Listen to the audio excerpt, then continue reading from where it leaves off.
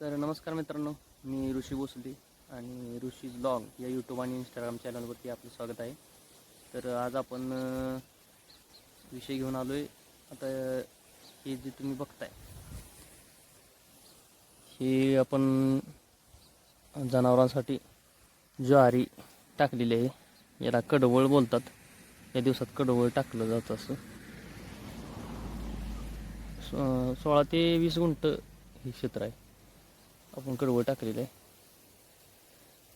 25 दिवसाचा आहे. 2 पाणी दिलेले आहेत.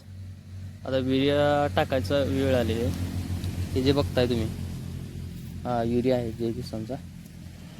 तर युरिया टाकणं म्हणजे एक बूस्टर डोस देण्यासारखं काम आहे. तर आज आपण युरिया टाकून घेतोय आणि उद्या सकाळी आपण पाणी लावणार आहे. सध्या तर लाईटचा प्रॉब्लेम असल्यामुळे पाणी देता येत नाही.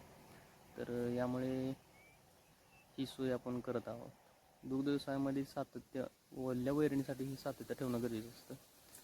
अशाच माहितीसाठी आणि तुम्हाला युरियाऐवजी पण अजून काय देता येत असेल तर तुम्ही मला सांगा.